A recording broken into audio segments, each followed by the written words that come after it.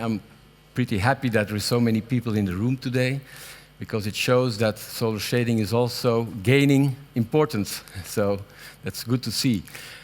ESSO is existing for 10 years. We did the first seminar about 6 years ago. There were like 20 people in the room. 3 years ago it was a full room, and now we have organized a bigger room so that we can disseminate our message in a better way. So, new vision on solar shading. In fact, it's not just energy performance, it's also a vision on solar and daylight management. It's not a product, it's a full concept. This is a very interesting message for our industry, because as ESSO, we are the umbrella body of the European Solar Shading Organizations, and we are representing today 18 countries. We are a small organization, but very dynamic, just like our concept.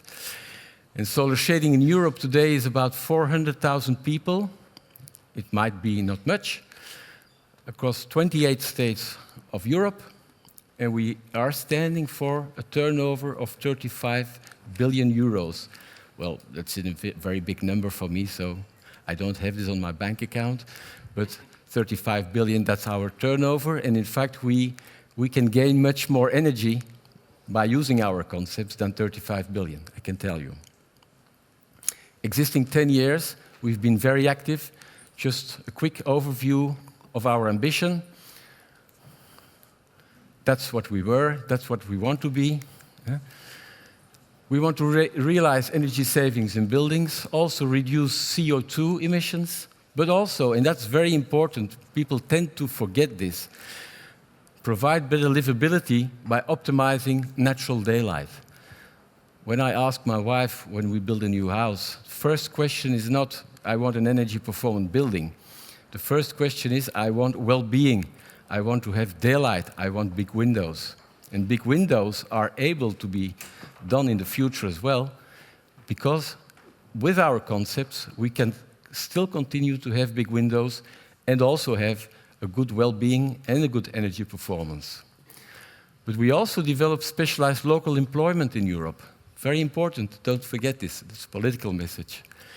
And we want to bring its technology to its rightful, strong development. This is absolutely possible. We can grow our business in a very strong way, but the knowledge has to follow to all of our members. So knowledge sharing is key. What we have done in the past, we have been working a lot with other associations, like the ESSO RIVA guidebook, how to integrate solar shading in sustainable buildings, an ESSO guidebook on solar shading and roller shutters. The new ESSO study is going to be available for everyone on our website. High-performance dynamic shading solutions for energy efficiency in buildings. This is being finalized now. We are also working on ESSO training modules. We have like 500 slides already, knowledge on our technology, knowledge on our concepts, and we need to bring this knowledge to all of you, to all of our members. Very nice program which Anders is working hard on, and which we hope to bring for the end of this year at the latest. Another very interesting point is that we are now working on a European product database project demonstrating uniform shading properties. What does it mean? It means that when architects are asking data for our products and for our concepts, that these data are validated so that they can use it and that they can really count on it. That's a project which ESSO is working on as well for the future, so that all of our members can bring the right figures to architects and engineers. We are doing ESSO seminars globally. I don't give the list of countries, but we are working very hard to disseminate our messages and working also closely with the World Green Building Council for that. On policy and lobbying in Europe, we have made our ESSO position paper at the last fair. It was presented 3 years ago. We are working on the eco-design study. There is a preparation study for eco-design for windows, in which solar shading is integrated. The German association has already worked on it with ITF. You will see this afternoon. And in fact, if you integrate solar shading around the window, both internally and externally, in fact, you get always a better result, both on gain, on how much energy is coming in, as on energy losses, on insulation. So this is a very interesting development, and the German association has been working hard to do this. And I know that in the States they are working hard to do this as well. So this is very good to bring all the advantages of our products to the market. We have been working hard with the International Energy Agency as well to integrate solar shading in their roadmap. They have made a roadmap for energy-efficient building envelopes, end of 2013, beginning of 2014. And now solar shading is really one of two of the three solutions, two of the three measures which they are bringing. So we are essential there. Solar shading being part of sustainable green buildings, that's something which is important for the dissemination of our concepts. And today I will bring you the new position paper on new vision on solar shading, which is in fact the readable version of the study which Mick Hutchins is making. It's even readable for my wife, so that should be readable for everyone. We will have this in a digital brochure. I think we have printed versions over here as well. We have a PowerPoint presentation. Why is this important? It's important because all of our members need to bring this message also to their members. And with the PowerPoint presentation and the digital versions of the knowledge of the helicopter view of solar shading, this message can be communicated in a better way. Of course, if we see the big framework for Europe, the big framework is also improvement in energy efficiency, the 2020-20 targets, as we call them. Cornerstone being CO2 reduction, 20% in 2020, 40% in 2030, and 80% in 2050. What does it mean? It means that we also need to use much, much less energy in buildings. In Per's presentation, I'm sure we will find this back to the levels we need to go to. These levels can only be achieved when all technologies are working together. Last point from the framework of Europe is also that we need to go to more renewable energy sources. If we know that 40% of all energy being used in Europe is used in buildings, you can understand the importance of this immediately.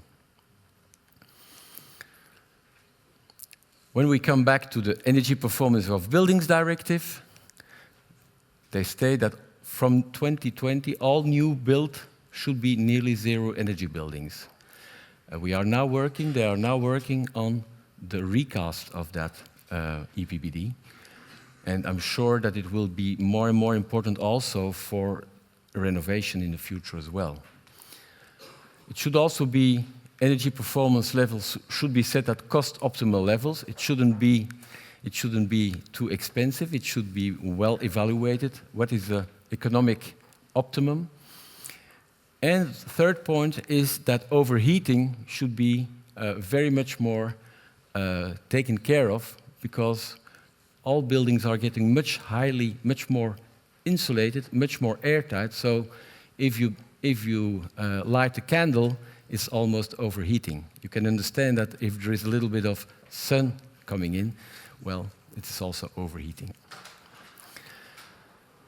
Taking into account that most sustainable energy is a saved one, and importance of solar shading for the future is absolutely set here. The International Energy Technology Roadmap from last year for energy-efficient building envelopes is also indicating that the energy consumption for cooling is expected to increase sharply by 2050. This is not in line with CO2 minus 80%, you understand. That's a challenge. 150% more cooling all over the world, and 300 to 600% in developing countries. Can you imagine how much energy this is representing? Huh?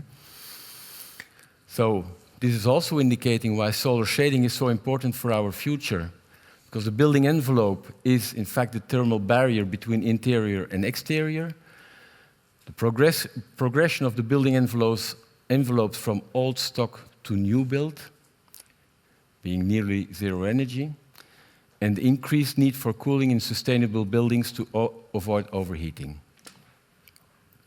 So solar control management, and that's the challenge, it's the management of the solar control, so we still have a little bit of work to do there. Can use natural daylight to reduce need for artificial light by up to 80%. 80%. In fact, what is this saying? It's saying you can still build big windows, you can still use the natural daylight, but then you need to make it dynamic with solar shading, internal and external solar shading around it. Nearly zero energy buildings imply both dynamic solar control and natural daylight, two of the three measures which the International Energy Agency is indicating are linked with our concepts and our technology. Don't forget that daylight has a major effect on productivity, health, and well-being, because over the last 50 years, if you see your grandparents 50 years ago or more, they spent 90% of their daytime outside. They had daylight. Today, we spend 90% of our daytime inside. Can you imagine what for changes this brings to our generations? So don't be surprised that people are getting depressed, are getting new diseases, don't have enough vitamin D, because if you see that kind of changes, and if you make very, very nicely insulated buildings, a black box with 30-centimeter insulation, without windows, best thing, you don't use any energy, so you can get in your coffin immediately. Huh? And that's about how people feel if you are living in that kind of buildings. Huh? So natural daylight is very important. We need to focus this more. The eye is in fact catching the daylight, and it doesn't need a lot of daylight, but it needs the right daylight. It doesn't need artificial light, it needs the right daylight, because this is impacting our hormones. It's impacting the melatonin, which is always trying to keep us asleep. So if you fall asleep, it's because we don't have enough daylight, not because my speech is not right. And cortisol being activated by the daylight is in fact counterbalancing this. So this is what is keeping us awake in the morning. Also, outside views and daylight, students learn 20 to 25% faster, have even higher test scores. Workers are 18% more productive. Can you imagine how much money this is? And we have even more increase in retail sales with a lot of natural daylight. Outside views are very important as well, so don't forget this. Don't block the view. Keep the view to the outside. It's impacting on our mental function and the memory. Even hospital stays are shorter, so that's also nice for the social security. And the call processing is much faster as well. Just keep in line that that the daylight which we need needs to be the full spectrum daylight. And that's where our solutions can come in. Here you can see the clear sky spectrum, in fact, from ultraviolet until the infrared. And if you compare that with a two-pane insulation glass with the shading, in fact, the shading is just dimming the light, but it's keeping the same quality of the light. This is very important. And if you compare that with a two-pane solar control glass, in fact, you still have too much light, you still have too much gain, solar gains, but you don't have the same kind of daylight anymore. In fact, with a solar control glass, the daylight is getting to more being artificial light. And that's why solar shading industry is pushing for keeping the full spectrum and the full color rendering of the daylight, and just adapting this to the right dimming or the right glare protection. So dynamic shading combined with clear glazing ensures the best quality of daylight. Important, clear glazing. We need to push for as clear as possible glazing, and the rest of it, the G values and the light, that's being adapted by our concepts.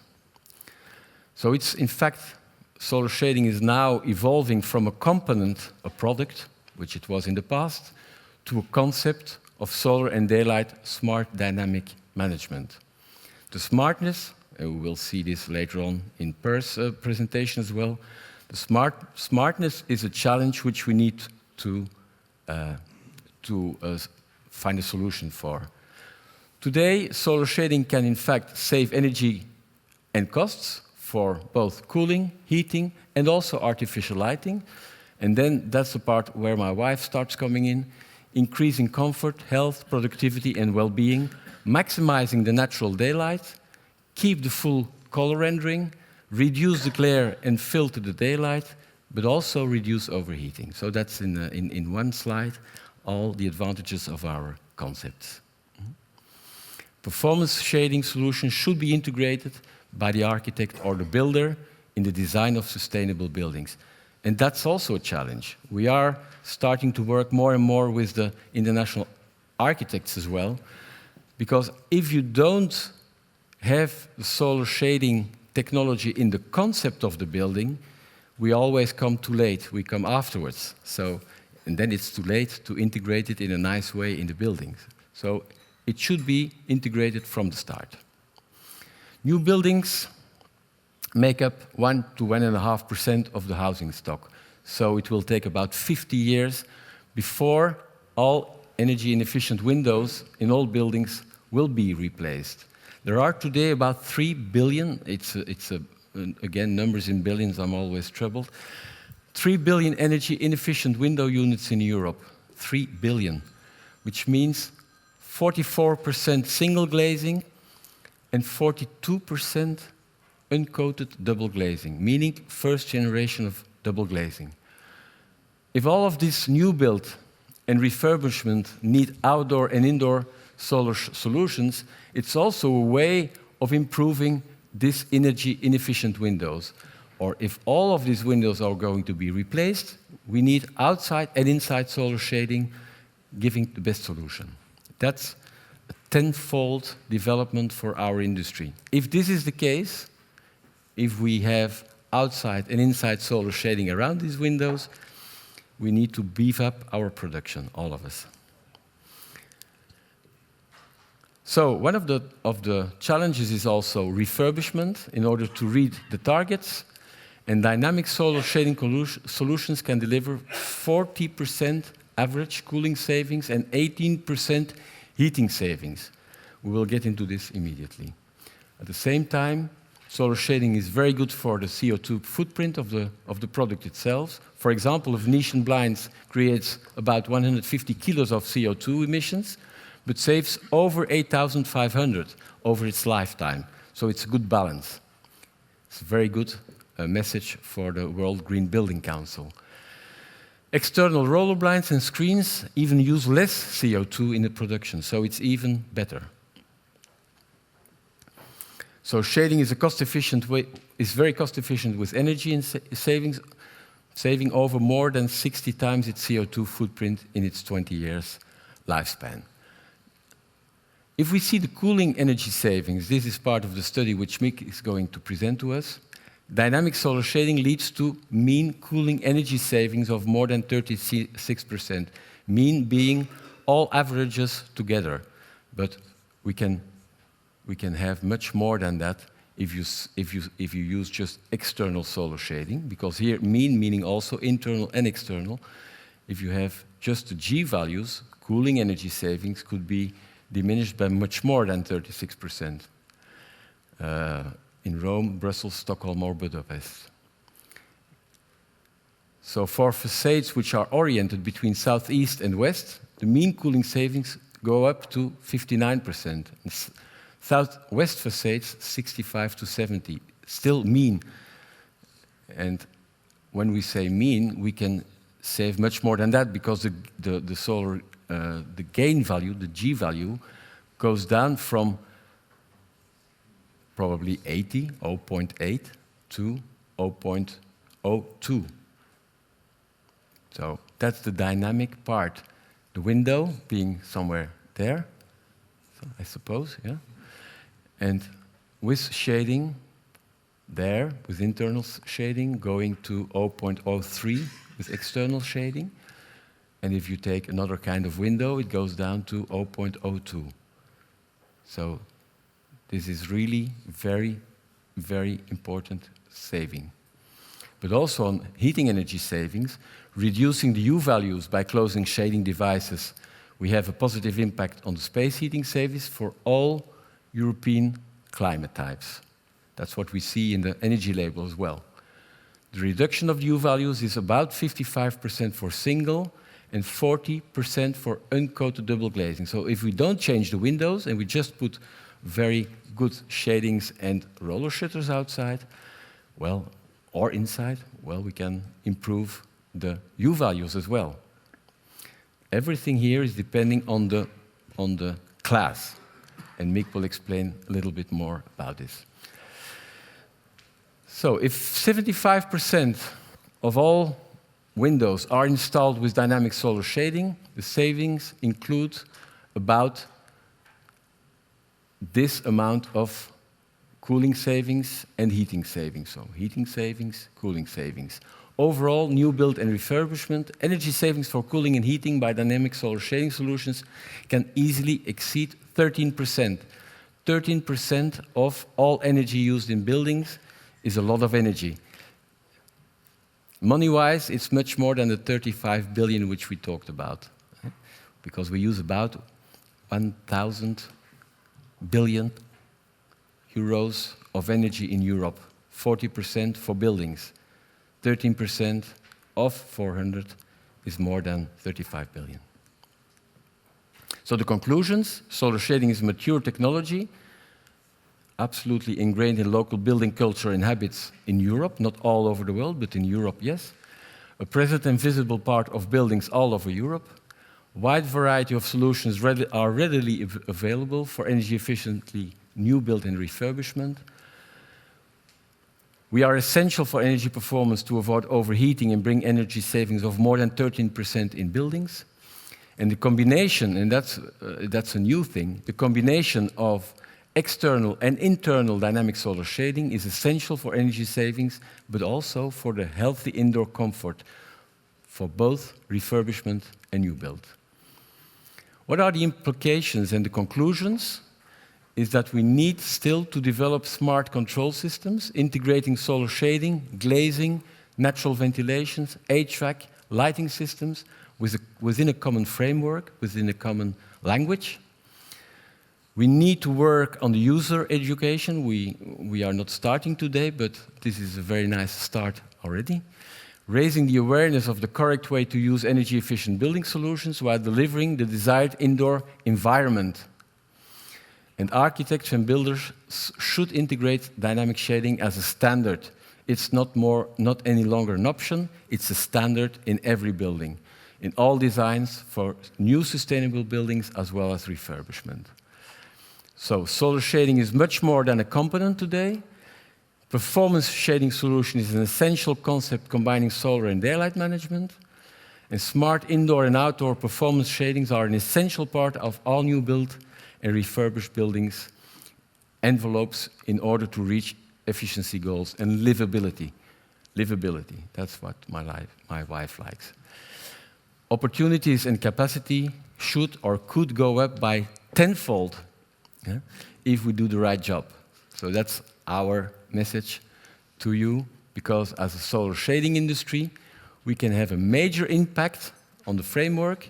We can make significant contribution to save energy, reduce CO2 emissions, but also create a healthy indoor environment and livability and help our planet.